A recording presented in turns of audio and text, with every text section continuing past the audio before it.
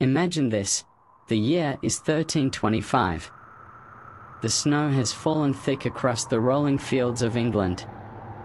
The rivers are frozen, the wind cuts through your cloak like a blade, and the world feels utterly still. You're standing in a small medieval village. Smoke rises weakly from thatched roofs. The smell of burning wood and damp wool fills the air. Winter in the Middle Ages wasn't just a season, it was a test of endurance. A time when food was scarce, disease spread easily, and survival depended on preparation, faith, and sheer willpower. Today, we are stepping back into that icy world to see what medieval winter was really like. How people survived. What they ate.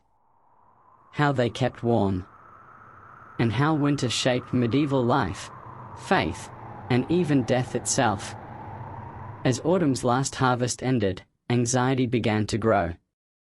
Peasants rushed to gather grain, salt meat, and stock firewood. The medieval calendar didn't just measure time, it measured survival.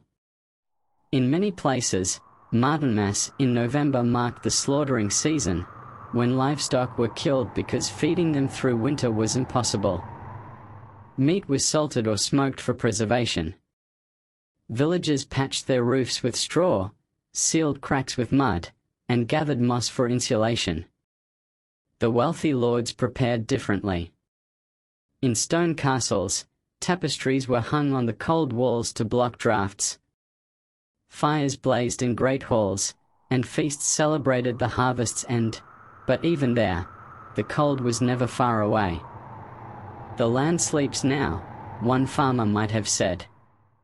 "And God willing, we shall wake with it in the spring." How did medieval people keep warm? For most, the answer was simple: they didn't much. Houses were small and smoky. Peasants lived with their animals, not out of affection, but necessity. A cow or pig gave off warmth through the night. There was no chimney, just a hole in the roof, so smoke from the hearth filled the home, stinging eyes but keeping insects away. They slept close together under wool blankets or furs, often several people in one bed. Imagine lying on a straw mattress, listening to the wind howl through the cracks, your breath visible in the cold air, praying that your small fire wouldn't die before dawn. In contrast, nobles had better, but not perfect, heating. Castles were cold stone fortresses. Even with fires roaring in giant hearths, heat barely spread.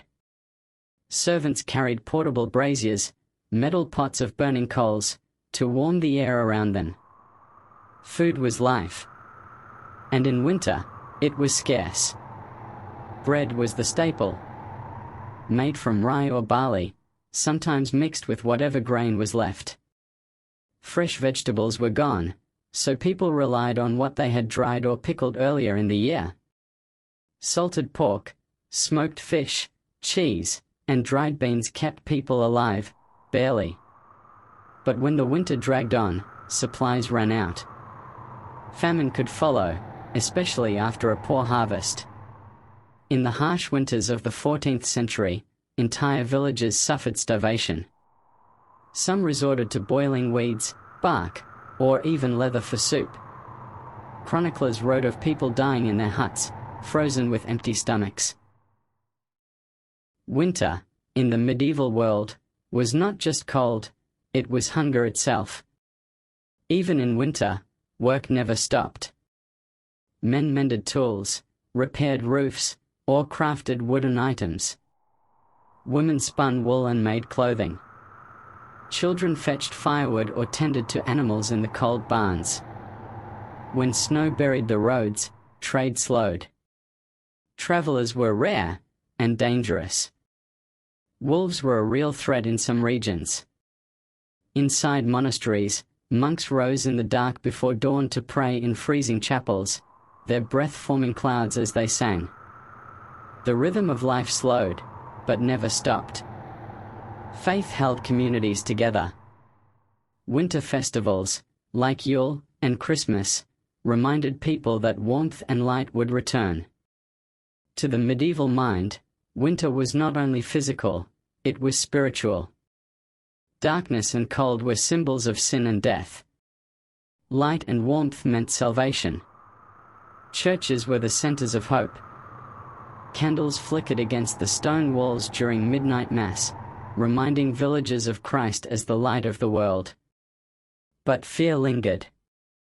Many believed that evil spirits were stronger during the long nights. Tales of ghosts, witches, and demons spread around the fire. Superstitions ruled. People hung herbs or crosses to ward off bad luck. Not all winters were equal. Some were catastrophic. During the Little Ice Age, roughly 1300 to 1850, temperatures dropped across Europe. Rivers like the Thames froze solid. Crops failed repeatedly. Famine, plague, and war often followed.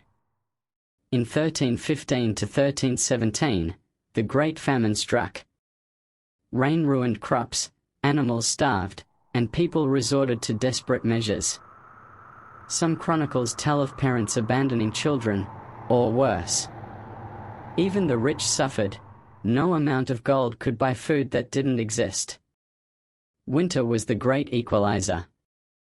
It cared nothing for titles, for crowns, or for prayers.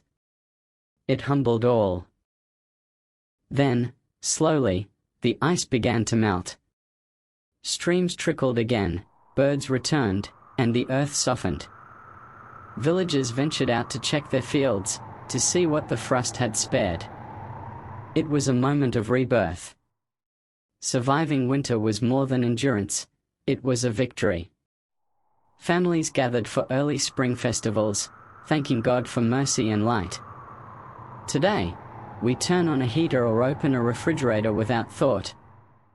But in the medieval world, winter was a battle, against nature, against hunger, and against despair. It tested every man, woman, and child, yet it also bound communities together in faith and resilience. When you next feel the cold of winter, remember the medieval villagers, huddled by their smoky hearths, whispering prayers into the frozen night, waiting for the warmth of the sun to return once more.